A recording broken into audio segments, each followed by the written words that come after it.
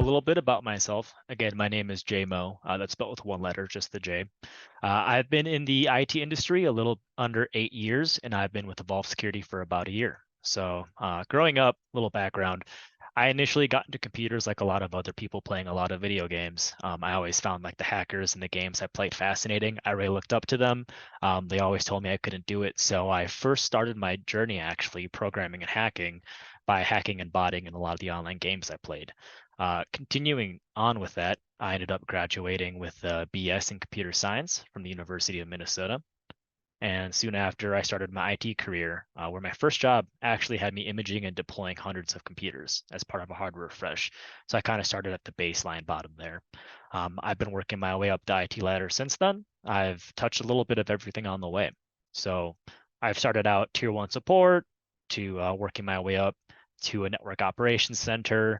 I've been a security analyst. I've worked closely with security operations center personnel until finally I became a pen tester here at Evolve. For Evolve Security, I primarily perform web application penetration tests, and I'm hoping that in the future I can kind of combine my skills both from a programming aspect and a security professional. I'd like to be some kind of blend of a security software engineer, I think. I would really like to take my skills and kind of do more of like the white box testing where I kind of have more information about the source code and whatnot and kind of figure out vulnerable configurations and practices that I can kind of teach a company how to grow out of those.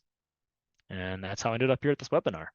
Cool, cool. Thank you very much. That's a great background.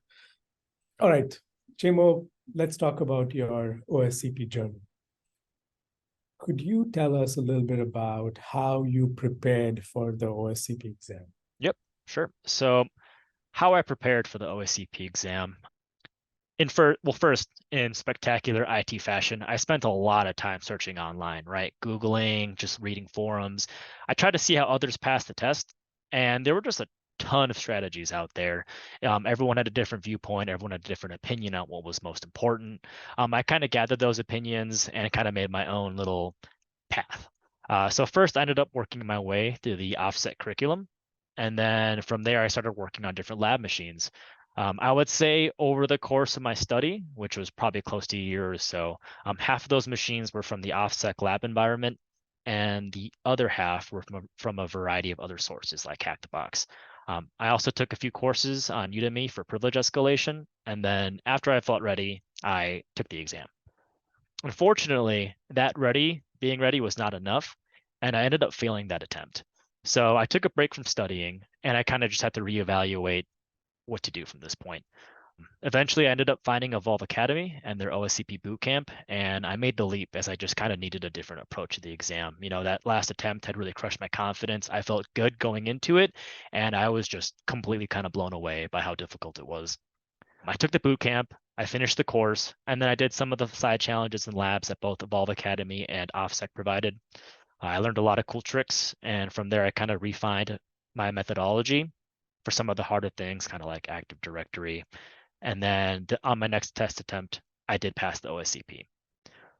I would say the hardest thing about my journey was not really knowing what I should be learning. So one thing you'll see a lot of people say online is that everything you need is in the OffSec curriculum, and that knowing the book inside and out will be enough to pass the exam. Even with the book wide open for the exam, it definitely was not enough. I think when I was first prepping for the OSCP, I was focused a bit too much on what specific skills and exposure I needed to pass, as opposed to becoming that skilled individual that can kind of face any challenge.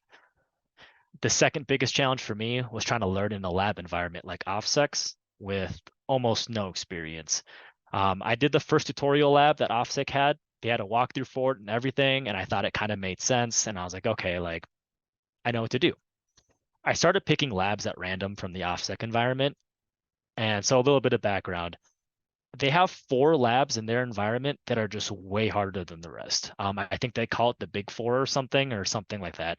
As luck would have it, 4 out of the first like 5 or 6 labs that I ended up doing all ended up being from the Big Four. And I didn't know about the Big Four at that point.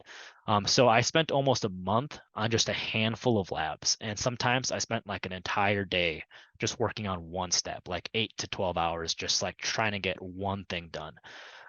The difficult part about this, right? So OffSec has a very hands-off mentality to learning, and I'm someone who learns better by themselves. I always have. I got through all my college courses with virtually no outside help. Yet I really needed additional resources to kind of work my way through this, both to beat the OSCP and both to kind of learn the lab environment, right? I'm going into this fresh. All I've had is this giant PDF and trying to learn all these concepts and then apply them quickly. And OffSec wasn't really big on providing that. So what was nice was when I finally took the Evolve Academy boot camp, it has kind of this like live interactive class structure with other students, and it's led by instructors with the industry experience. The entire time they were giving their input and showing their own methodology, which really helped me build a solid framework for the way I approached a lab machine. I'm pretty sure the boot camp was like the first time I've ever shown up to office hours anywhere. And it was really helpful. And it was great having the input of, multiple instructors and assistants for things that I would have otherwise been stuck forever on, right?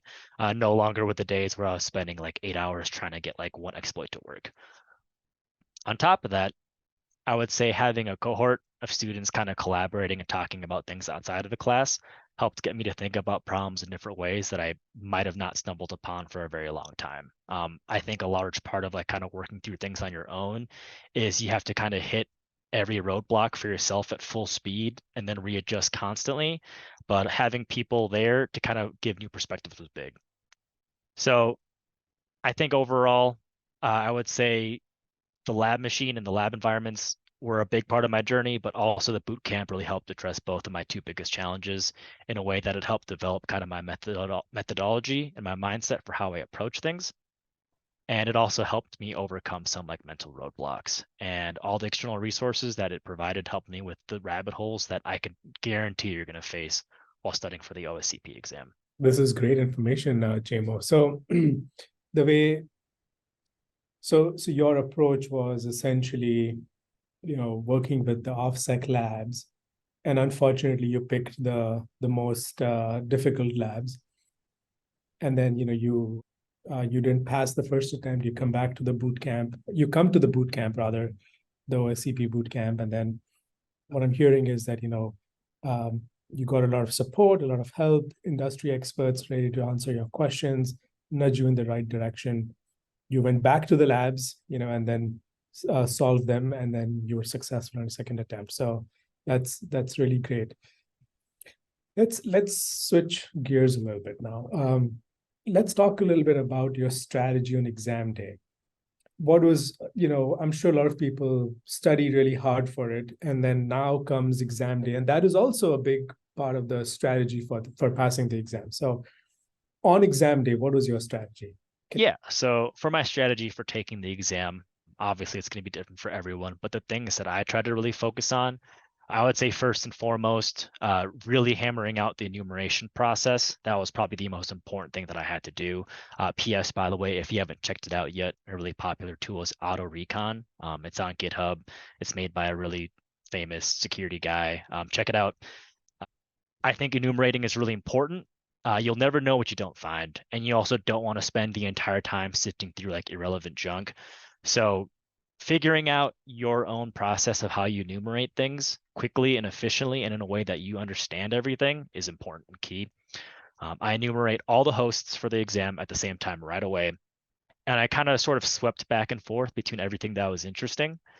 Me personally, I truly believe in the subconscious. I back in the day, if I got stuck on a problem, I would like look at the problem, try to solve it, and I would just like go take a nap. And I'd come back like 2 hours later, and I was just so much more in the zone for it. So for the OCP, kind of seeing all the problems, seeing the entire attack surface of each host earlier, it gave me more time to kind of process everything that's going on, right? I want to see everything early, so my brain has the full amount of time during that 24 hours to kind of really process all of that. I try not to spend too much time on one thing. If it's been an hour with no progress, I'll just move on to something else. I don't want to spend too much time getting stuck up on one thing. I want to kind of make sure that I push forward as much as I can at all times. And it's kind of like a snowball effect, right? Once you get one box, you feel more confident and you feel more ready to kind of take the rest of it on. So just kind of moving back and forth. Besides that, I took a lot of breaks. I walked around, I stood outside, stared at the grass, whatever it took. I had all my favorite snacks and drinks on hand to keep me satiated. I get sleepy when I eat a lot, so I avoided heavy meals and I kept all the caffeine for the end. I don't try to crash like 12 hours into your test. It's not a sprint, it's a marathon. So just kind of take care of yourself, right? Try not to stress too much. You want to stay in like a good state of mind. And this is kind of like a hybrid of strategy and advice, but remember that OffSec is not going to force you to find a 0 day or do anything that's not covered. So when I found myself going into a deep rabbit hole, I'm reading a research paper released like 2 weeks ago about some novel attack with no exploit. I knew I was in a rabbit hole, and I try to stay out of those kinds of frames of mind. And I try to focus on things that were well known and concentrated on those. Nice. I love that. I love the part that you mentioned, taking a nap, taking a walk, staring at the grass. Those things are important because when you're in the zone and you're so focused on one thing, taking that short break definitely helps you to come back, realign your focus and then continue with the exam. So that was great advice. Thank you. So Jamo, talking about advice, if somebody is planning to do the OSCP or starting their OSCP journey, what would be your advice to them? So some advice for passing the OSCP exam, just in general. I'm a firm believer of the saying that under pressure, you don't rise to the level of your expectations, you fall to the level of your training. I truly need to believe you need to complete as many lab machines as possible. I would say over the course of my training, I completed somewhere between 60 and maybe like 100 lab machines before my final exam attempt. I mean, every service, attack, or tool that you're exposed to is another tool that in your toolbox that you get to carry for the rest of your life. Even if you see a service and fail to exploit it, all that time you spent on it is valuable time spent learning what does and doesn't work. So I think it's really important to just keep exposing yourself to more. Also, one thing is don't forget to finish the actual curriculum. I mean, you'll get bonus points for it. Get those bonus points. Also, doing the exercises and going through the book, you'll know what to expect and when you're kind of out of bounds for the test. And then lastly, you really want to expose yourself, not just technically, but I think also exposing yourself socially is important. You want to find others to study for the test with. You want to find resources and mentors that can help you learn. The OSCP bootcamp was really good for that because it provided both teachers to learn from and kind of peers to grow with. Perspective, I think, is a huge part of hacking. Trying to find it like an angle of approach for a problem that you might not have seen the first time. So just because of this, learning other people's perspectives, I think, is insanely valuable. They might have a way to like approach a service that you might not have known about, or they might be able to sum up why something might not work in like a handful of sentences, whereas that might have taken you like hours to figure out on your own, right? So just no matter who they are, I really think having somebody to help you when you get stuck is going to be a giant stress reliever. If you've already started studying for the OSCP, you'll know what I mean. That's awesome. Yes. That's one of the things that I hear a lot is, you know, folks start the OSCP course and then they get stuck on something really small. And then it's frustrating. You got to read blogs and you got to do a lot of research. But then when you figure out it's just it's a tiny command or maybe a tilde or a backslash missing somewhere. So this is great advice. So Ed says, what was your aha moment while working through OffSec labs, where you caught on to how to best find footholds, initial access, and Prevesk? I would say the aha moment wasn't really just like a one and done, right? I didn't just like wake up one day and did a lab and all of a sudden I knew. I think it was continuing to do things, continuing to work on lab machines, and I start to figure out what works and what doesn't. And the more of that you do, you start to realize what things you need to look at. I think Prevesk is kind of like an important thing to look at because the more you do Prevesk, the more you'll start to realize sifting through some of the outputs from some of the scripts you might have, like what's important and what's not. And that really only comes with experience. Like there is so much stuff there that just like you can get lost in, but the more you do it, you start to get a feel of like, okay, this isn't something realistic, or this isn't something I'm going to see like in an OffSec lab machine. I can skip this. And that kind of experience really only comes with doing more machines. So I would say that was kind of the aha moment when you just you keep doing more, and then you start to realize like, oh, that's useless, or oh, this is important. I need to keep doing more of this. And one other thing you mentioned earlier was, about the zero-day attacks. You will not see zero-day attacks on the exam, right? Yeah.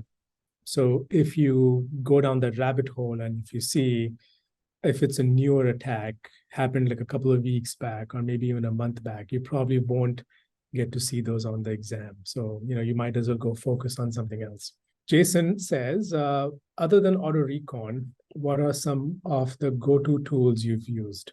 So I would say the most important ones besides auto recon, linps and winps, those are both privilege escalation scripts. I think those are really big. Those are actually like being developed, I feel like at the time when I was using them, because they're a lot more robust now, but those are really big for enumeration. I feel like you could probably stick with just those. I used other ones like Linux exploit suggesters and Windows exploit suggesters, but they weren't very useful.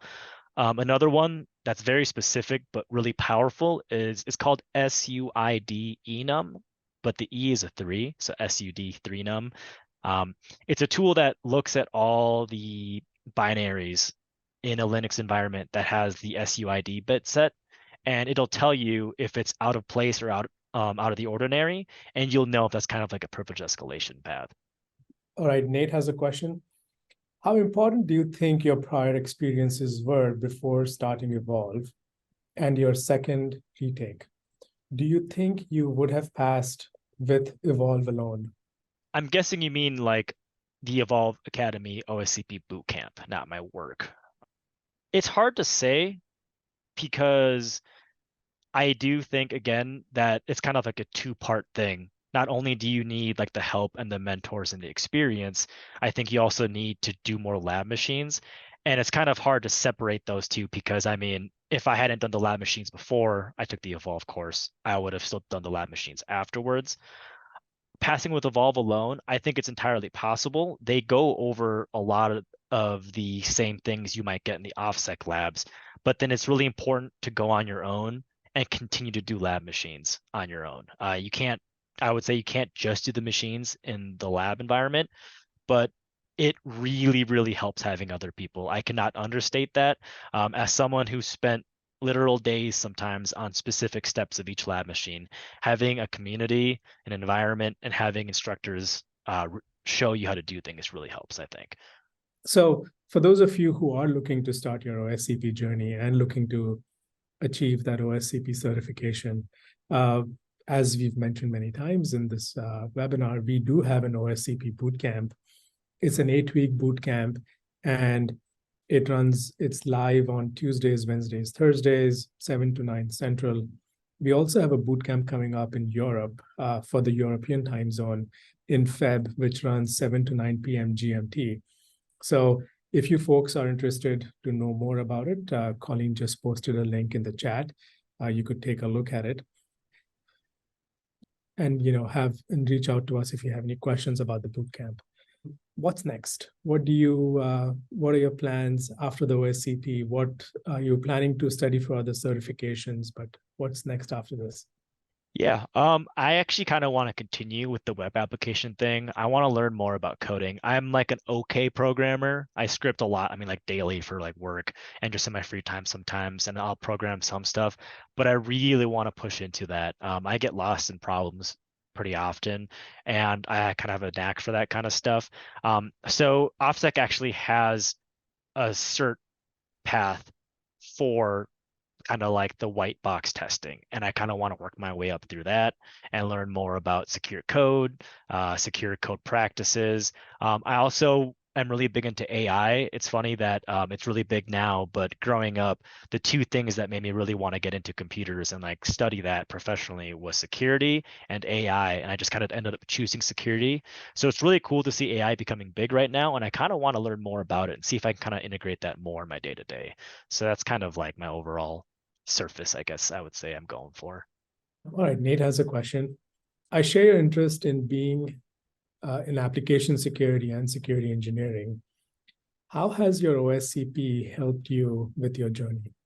It's definitely a little humbling, which is always a good thing every once in a while. You got to be knocked off down a few pegs to realize what you have to learn, and it kind of steps you back up.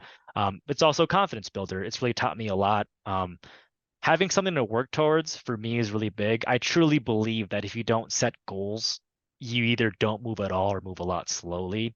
So I think setting goals continuously, having something to learn towards is the best way to continue learning. So I think the OSCP really pushed me forward in that kind of way. Dscaler says, at what point in a person's career would you suggest striving for the OSCP cert? I would say whenever you're ready, honestly. When I first started studying for my OSCP, I actually hadn't done anything security related. I didn't know like anything. I wasn't even like exposed to sysadmin stuff. Again, I kind of worked my way up through the support, and then I kind of became a network operations center engineer. So I was really removed from the entire security industry, but I knew it interested me, and I just started with it right away. And it really does get you started in the right path. So whenever you're ready to get more into security, I think that's the time to do it. I don't think you need any professional experience or anything. Just when you're hungry and you're ready to learn. JMO, I'll ask you another question. How do you keep your knowledge updated? How do you stay ahead of the curve and, the attackers? Stay in touch with other people.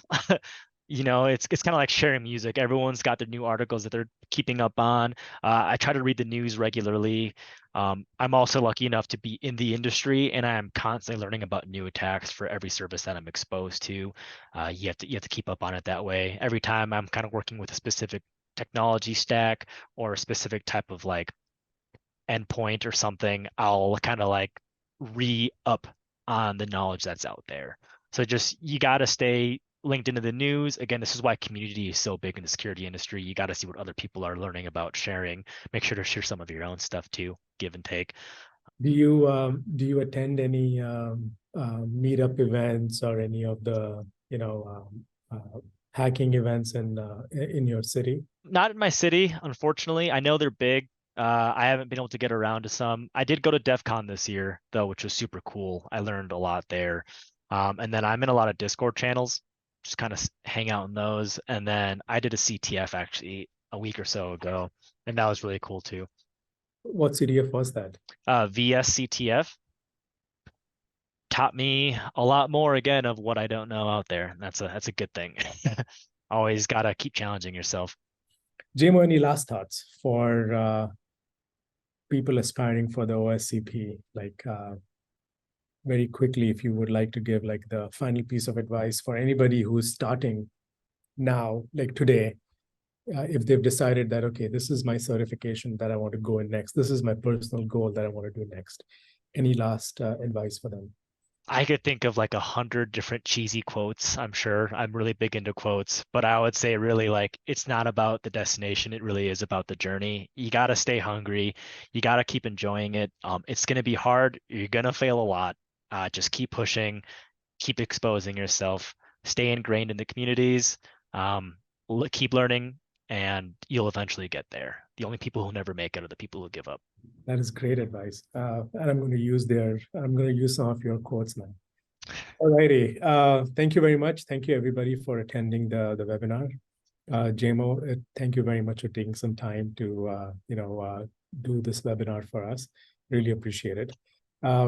If you folks have any questions for JMO, he's on LinkedIn. You can reach out to him, connect with him, network with him over there. JMO, thank you very much. Really appreciate it. Appreciate your time. Hope to talk to you soon. Thank you. See you soon, Dr. Fine.